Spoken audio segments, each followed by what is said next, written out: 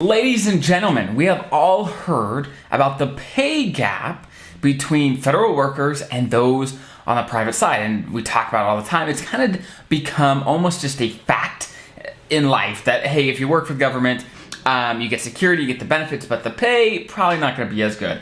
And sometimes that's true, sometimes it's not. And when you actually work in your benefits, do you get paid more as a federal employee? Well, it really depends. But today we're going to actually dig into this question to decide for you, for your position, so you can kind of start running your numbers of, hey, how valuable is working for the government really? How valuable is that for me, right? For you, for the benefits you get, for the salary you get, for the security you get. Is that worth it, right? Because there's pros and cons, right? So let's dig right in. So I came across an article. It's right here. It says, latest study on federal compensation puts public and private pay gap at widest margin yet. Of course, this is back in 2017 when this article was written. So a couple years ago, right? Now, when I first read that title, I'm like, okay, they just found that, those on the private side got paid way more than those on the federal side, the civilian federal employees. But as I read the article, what they were actually saying is that the average federal employee got paid significantly higher than the average Joe out on the private side, right? For example, on the high end, or the average federal worker has a salary of $88,000, at least in 2017. $88,000 is the average. On the private side, about $60,000, right? So about almost $30,000 difference just in salary average, okay? Now, let's move on.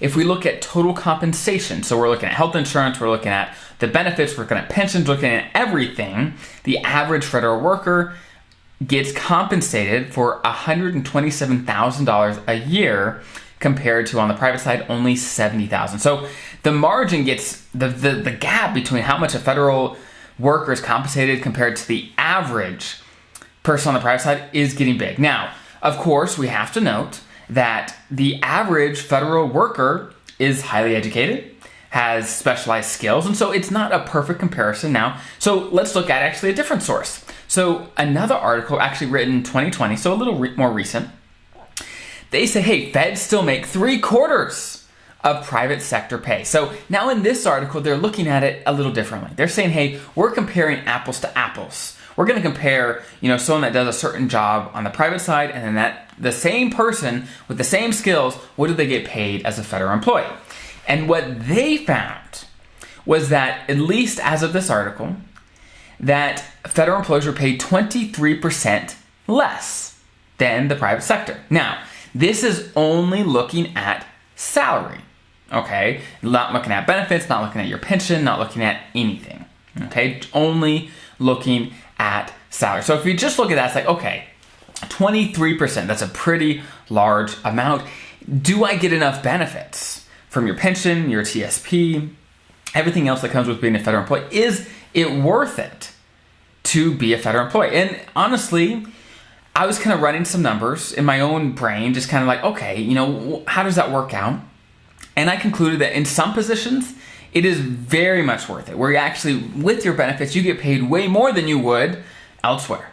But in some positions, you might actually get paid more elsewhere on the private side, right? So let's talk through some of your benefits, right? Some of the most valuable benefits for you is your pension, your health insurance, and your TSP. The TSP is not as rare. Many companies have 401ks or something similar, right? But when it comes to rare benefits, your health insurance and your pension are the most valuable, okay? And the most rare compared to people outside. And you may think, hey, I know tons of people that have health insurance for their job. Is that really rare? Well, here's the facts. Most companies do offer health insurance, but most companies don't pay for the majority of it, which as the federal government does. They pay about 70% of your health insurance premiums, right? And so if you're paying, $300 a month, then the government's paying $700 a month for you, right? So they're covering a big piece of it, and they allow you to keep it into retirement, which is huge. The vast majority of employers out there don't do that. And so what it forces people to work till at least 65, because that's when Medicare kicks in. But as a federal employee, you could potentially, as long as you could afford to, retire earlier in your late 50s, or earlier if you're, special provisions, or if you get an early out, you can potentially retire earlier and keep that health insurance, which is incredible, okay? That's number one.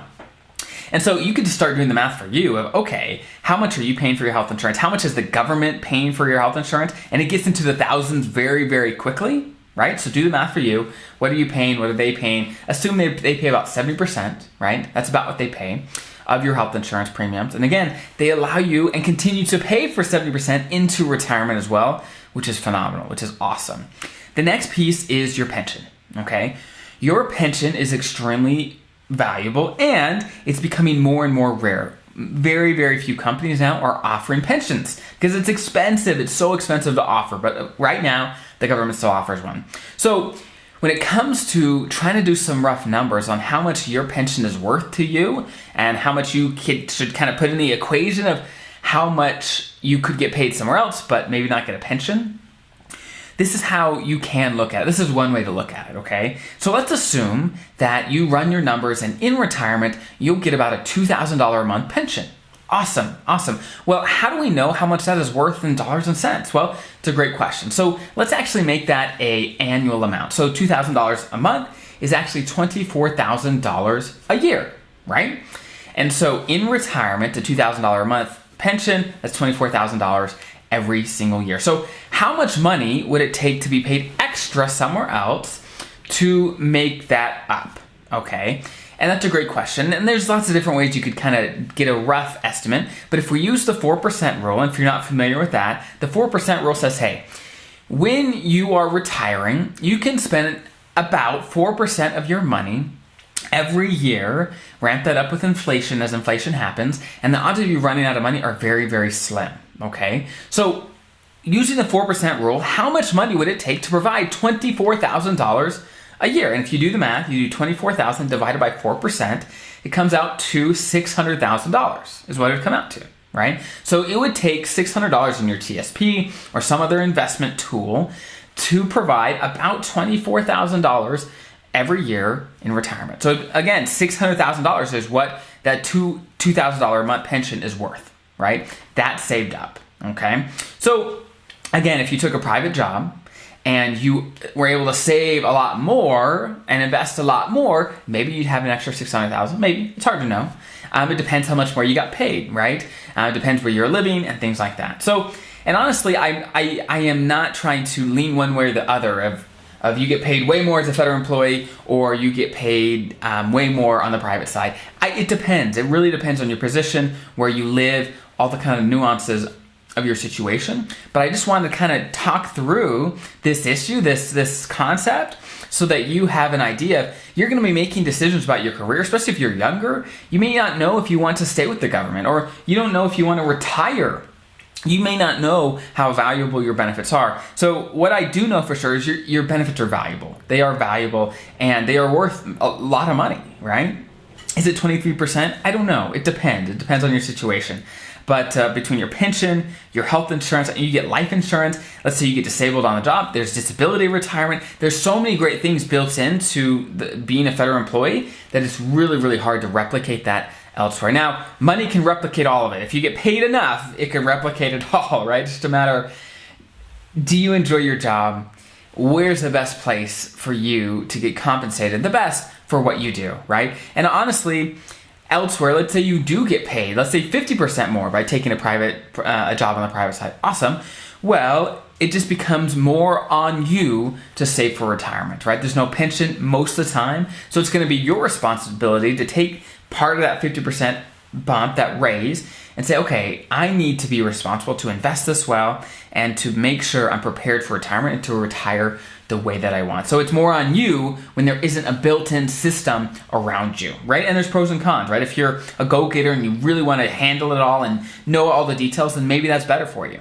But if not, if you want kind of a system that's built, ready to go, then of course the federal system's great to provide all the benefits and just have all the things ready to go for you to then just to pick from them, right? So those are my thoughts. Hopefully that was interesting and helpful. If there's any topics or things that you want to cover here on this podcast or YouTube channel, stick in the comments below and let me know. And we'll definitely consider everything. And you guys have an incredible rest of your day. We'll see you next time.